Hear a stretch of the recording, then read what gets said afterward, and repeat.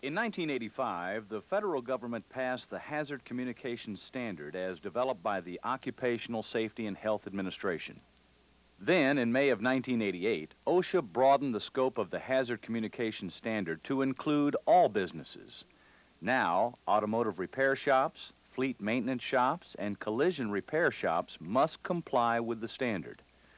Referred to as the Right to Know law, the purpose of this law, number 1910.1200, is to ensure that all employees are informed about any potential hazards associated with material used in the performance of their work and the necessary safe handling procedures of such materials. Paragraph 1, Section A of the law states, this transmittal of information is to be accomplished by means of a comprehensive hazard communication program, which is to include labeling and other forms of warnings, material safety data sheets, and employee training.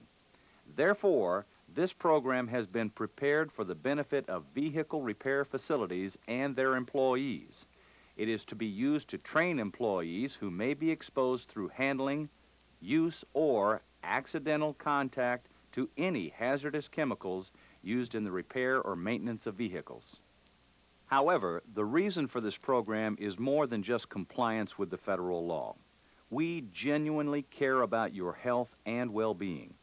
Research shows that most job-related accidents are caused by unsafe practices of people, not unsafe working conditions. We hope you will use the information in this program and work safely with the chemicals you come in contact with, and therefore reduce your chances of sustaining a chemically related injury. After all, it's your safety we're talking about. Not all chemicals are hazardous. As a matter of fact, everything is made up of chemicals.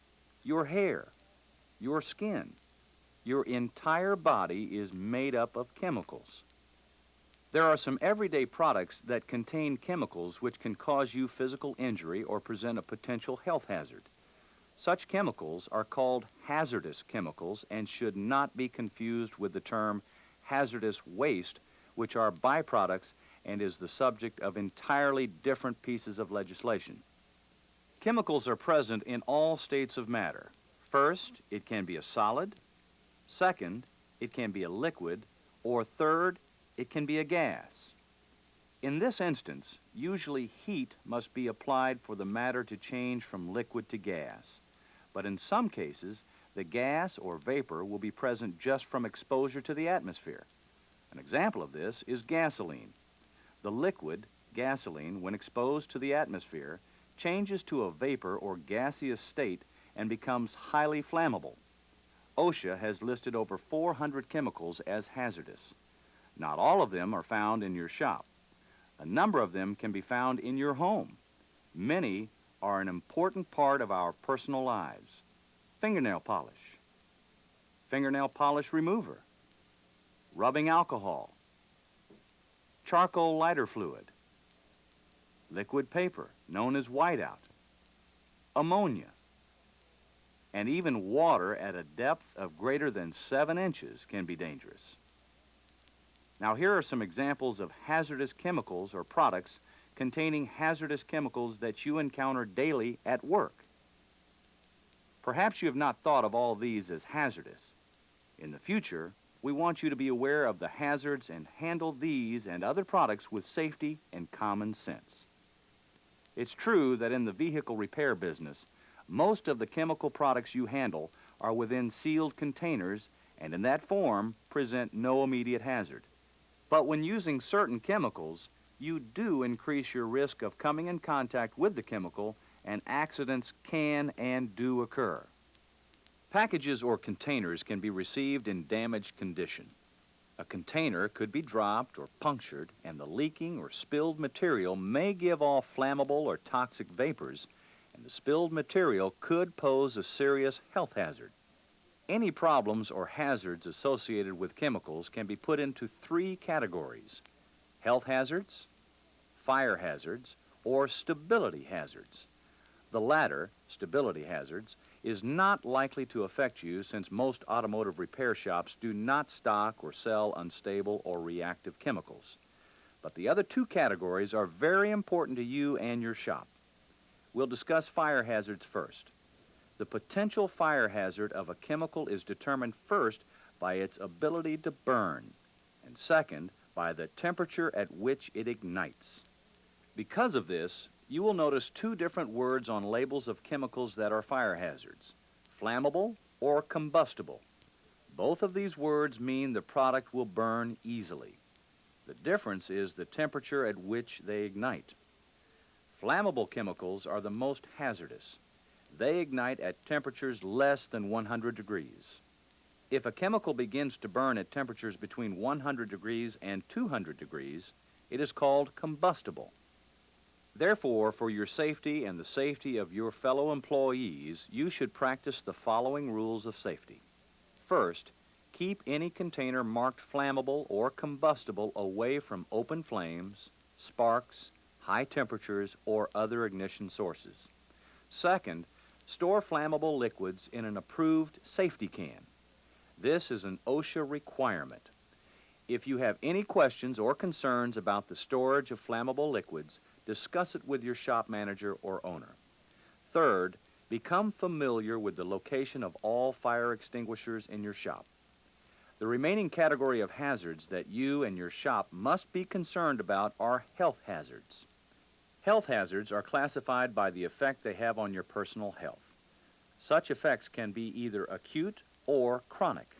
Acute means the chemical will have an immediate effect on your body.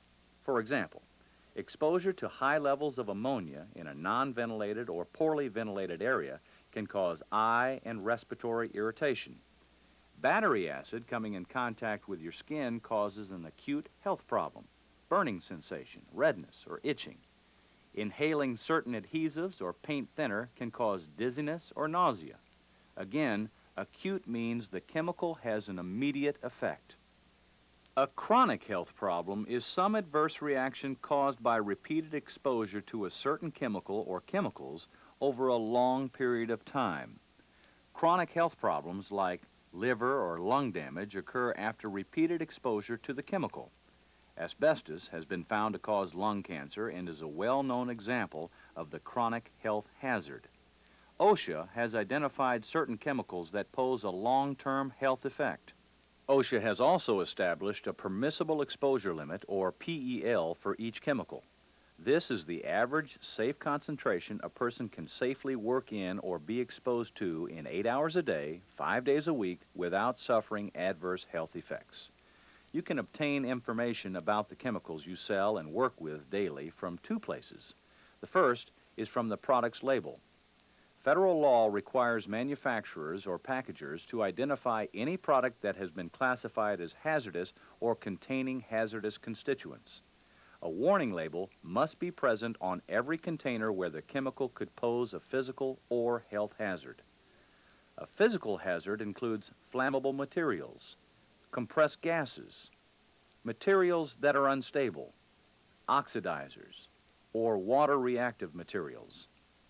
Health hazards include potential irritants, corrosives, sensitizers, toxic materials, carcinogens, or those chemicals that produce negative effects on specific organs. The warning labels are a very important part of your personal safety awareness program. The best time to read a label is before you begin to use the product, not just when an emergency arises. The law does not address the size or location of the label, but the label must be legible and printed in English. The label must identify the chemicals or product in the container and provide information about the manufacturer or importer. It must also list the name and address of the manufacturer and provide a warning of physical or health hazards associated with the product. Some labels will recommend protective equipment and often will include emergency first aid procedures. Some labels will offer information on spill cleanup and disposal techniques. Again, when working with chemicals, the best rule for safety is read the label. The second place you can obtain information about hazardous chemicals is from a Material Safety Data Sheet, or MSDS. The MSDS contains all the required information that manufacturers are required to provide to their customers. The material safety data sheet identifies the chemical as named on the product label and details the physical characteristics of the chemical along with the physical hazards that are associated with it, and any health hazards that may be associated with the chemicals will also be listed. The MSDS is the most complete source for information about the chemicals you handle. The MSDS files are kept in an easily accessible place and provide you with all the health and safety data that you may need to know. By law, these files are available to all employees. You should know where to find the MSDS files and how to read and understand the information contained on each MSDS. Material safety data sheets vary in appearance, but their format and available information are dictated by law. Let's examine the 10 sections that each MSDS is required to include. Section 1 is concerned with material identification. This section will provide the common name, that is, the product name that you know it by, the name that is on the container. It will also list the chemical name plus the Department of Transportation hazard class and other federal ID and registration numbers. Section 2 deals with the hazardous components. Section 3 is the physical and chemical data containing such information as the appearance of the chemical, its odor, boiling point, and other physical characteristics. Section 4 concerns the fire and explosion hazard data about the chemical, its flash point, type of fire extinguisher to use, and special firefighting instructions. Section 5 explains hazardous reactivity and informs you of what conditions to avoid when using or handling this chemical. Section 6 is important because it outlines the health hazards associated with this chemical. This is where you will find the acute or chronic effects of exposure to a particular product and also the chemical's mode of entry, the way the chemical enters your body. Chemicals can enter your body 3 ways: by inhalation, breathing fumes or gases; by ingestion, swallowing or transferring the chemical into your mouth, or by touching your hand to your mouth, or by putting something into your mouth like a cigarette or pencil that you touched after coming into contact with the chemical. And the third way, through absorption, absorbing it through the skin. This section then explains the type of reaction that may occur if chemicals come in contact with your skin or are inhaled or ingested. A very simple rule to remember is, your best defense against ingestion or absorption is good personal hygiene. Remember to always promptly wash your hands after coming in contact with a chemical, and it is a good safety practice to always wash your hands before eating or smoking after you have handled a chemical or its container. Your personal good hygiene practices are to be a part of your personal safety program. There is a 7th section that is very important because it describes first aid procedures for any type of contact with the chemical. For example, it can describe what to do if a chemical is accidentally splashed into the eyes. It is important for you to remember that different chemicals require different first aid procedures. For instance, if a person were to have swallowed hand cleaner, under the emergency and first aid section, you would find the instructions "Do not induce vomiting," "Contact physician," or "Poison control center." But if the person had swallowed antifreeze, you would find the instructions "Induce vomiting." The first aid section is very important if accidental contact has occurred. An 8th section contains information about preventative measures that should be taken when handling or working with a chemical. This section outlines any safety equipment that should be used with the chemical. Safety equipment can range from eye protection, gloves, protective clothing, respirators, and ventilation fans. You and your company have a responsibility for this area of your safety. Your company has the responsibility to provide the safety equipment, provide any replacement parts needed to keep it in good working order, and to provide training on how to properly use the safety equipment. You have the responsibility to observe safety rules, wear and/or use the protective equipment when working with the chemicals, and to properly maintain the safety equipment. A 9th section provides you with information about what action should be taken if a spill or leak occurs. Spills or leaks are usually detected by sight or by smelling the fumes from the chemical. If you detect a spill or leak, use these common sense measures. 1. Identify the chemical. 2. Determine if it is hazardous. 3. Isolate the area and warn others. 4. Look at the container or a similar container. 5. If flammable, eliminate any sources of ignition. 6. Notify your supervisor. 7. Read the sections of the MSDS that deal with cleanup procedures and needed safety equipment. Remember, spill and leak detection is everyone's safety responsibility. You should also remember that a chemical spill may be classified as hazardous waste. And always, incorrectly mixed paint and used machine shop oils are classified as hazardous waste and should not be flushed down drains into the local sewer system. In either of these cases, dispose of the waste properly, i.e., in accordance with local, state, or federal regulations. The final section of the MSDS contains any other special precautions or comments that may be important to safe handling, use, or storage of the product. Then, in addition to all the information contained on the MSDS, you will also find the phone number of the manufacturer plus any emergency phone number which could be very helpful to physicians or other emergency personnel. So, as you can see, material safety data sheets are your most complete information source for the chemicals you use and sell in your shop. Know the location of these important documents. While an MSDS and labels on containers provides you with information about the chemicals you sell and use, you should be aware of other types of printed warnings.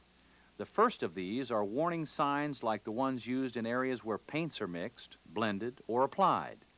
Warning signs are posted in your shop to tell you about precautions that should be taken in areas where potentially hazardous conditions exist. When you're working in an area where a warning sign is posted, make sure that you and others obey the warning and take the precautions prescribed. The remaining other type of printed warning involves situations where you transfer a hazardous material from its original container, for example, putting paint thinner in a can or pail. When doing so, make sure that the container is compatible with the chemical. As a general rule, the receiving container should be a quart or smaller in size or the size routinely used for the material's said purpose. Also, the container must be correctly labeled. Correct labeling procedures require the following. First, the common name of the hazardous material found in the container. Second, the principal hazardous chemical or chemicals. Third, the target organ and mode of entry, and if the material is flammable or combustible, a fire hazard warning. Take, for example, attached to a can containing paint thinners should be an in-house label containing the message paint thinner. This is the hazardous chemical's common name: xylene, toluene, naphthalene. These are the principal hazardous chemicals. Lung damage if inhaled. The target organ is the lungs, and the mode of entry is inhalation. And the fire hazard warning indicates that the material in the can is flammable or combustible. CarQuest and its suppliers and your employer are doing their best to ensure your health and safety. Any chemical substance can be hazardous if it is not handled properly. Protect yourself. Follow all handling, storage, and labeling procedures recommended for all the products you sell and use. Now, as a quick review, read product labels before using the product. Consult material safety data sheets to obtain all the health and safety data you need to know. Obey warning signs. Wear the protective equipment recommended on the MSDS. Practice good hygiene to avoid ingestion or absorption of hazardous chemicals. Be alert to potential hazards. Discuss your concerns or questions about the storage of flammable liquids with your shop manager or owner. Take control. Safety is everyone's responsibility. Periodically, you should view this training tape. Remember, it is your health and safety we are concerned about. That is why it is so important that you take the initiative to remember and implement the information you received today. Your cooperation and participation are essential to the success of this hazard communication program. Together, we can reduce the risk of using and selling automotive chemicals. This completes this portion of your hazard communication program. Now, you need to fill out your Hazard Training Communication Certificate of Completion and return it to your supervisor. Thank you for participating in the CarQuest Right to Know training program. Remember, work smart, work safe.